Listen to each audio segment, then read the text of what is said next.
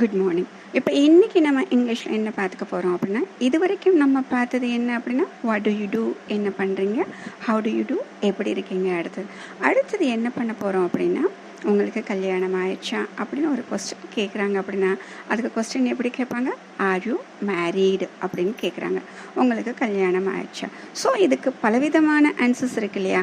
அதுக்கு எப்படி சொல்லலாம், எனக்கு இத்தனை வருஷம் ஆச்சு, இல்லைங்க இப்போ தான் நான் பார்த்துருக்கோம், கல்யாணம் பண்ண போகிறோம், இல்லை எனக்கு கல்யாணம் ஆகலை, இப்படி நம்ம சொல்லுவோம். ஸோ இப்போ இதுக்கு சொல்கிறதுக்கு இல்லைங்க கல்யாணம் ஆகி 2 வருஷம் ஆச்சு அப்படின்னு சொல்கிறப்ப, yes I have been married for 2 years now.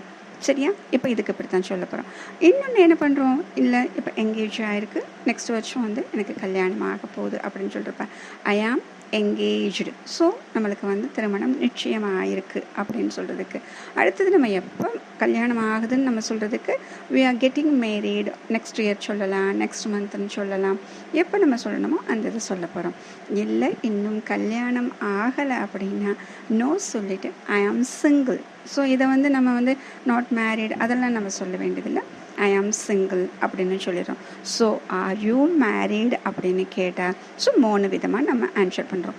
ஒன்று திருமணம் ஆயிடுச்சு, எத்தனை வருஷம்னு சொல்ல போகிறோம். இல்லை இப்போ நான் எங்கேஜ் ஆகிருக்கு, இன்னும் திருமணம் ஆகலை, இனிமேல் தான் ஆக போகுது. இன்னொன்று இல்லை எனக்கு ஆகலை அப்படின்னு சொல்லும். சரிங்க. அடுத்தது இப்போ நம்ம இங்கிலீஷ் கற்றுக்குறோம் அப்படின்னு சொல்லியாச்சு.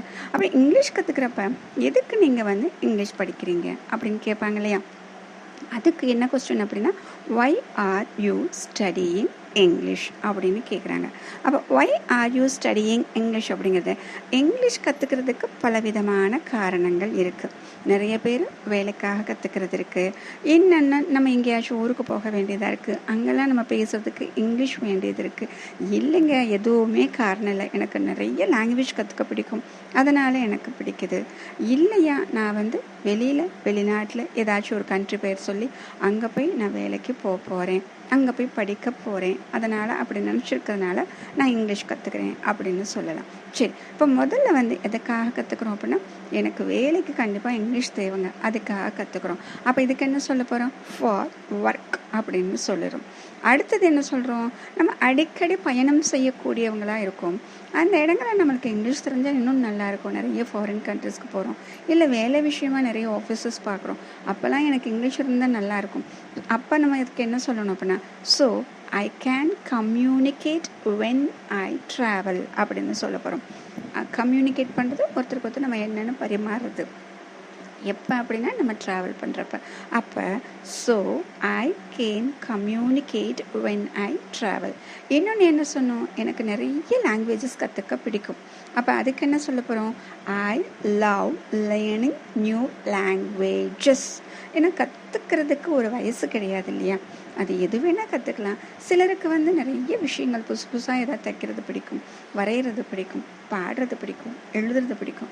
நிறைய பேருக்கு இந்த புதுசு புதுசாக பாஷைகள் கற்றுக்கிறதுனா ஒரு பெரிய அவங்களுக்கு ஆசைங்க.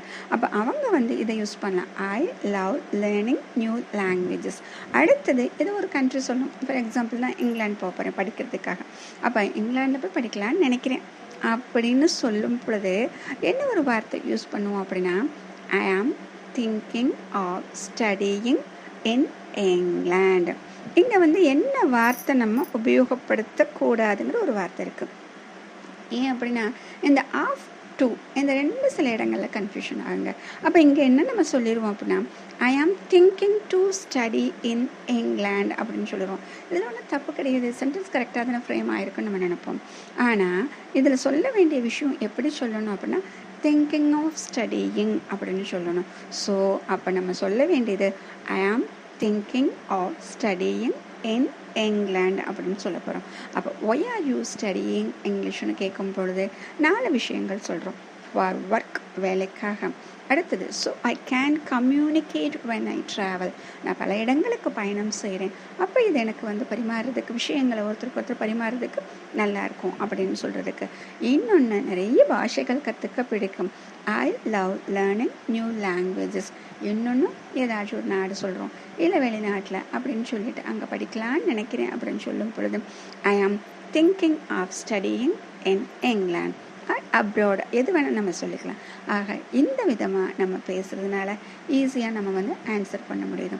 ஆக ஒவ்வொரு கொஸ்டினாக நம்ம பார்க்குறோம், ஒவ்வொன்றா பேசி பழகிறோம். இங்கிலீஷ் அப்படிங்கிறது ஒன்றும் கஷ்டம் இல்லைங்க, அழகாக நம்ம பேசலாம். Good morning, thank you.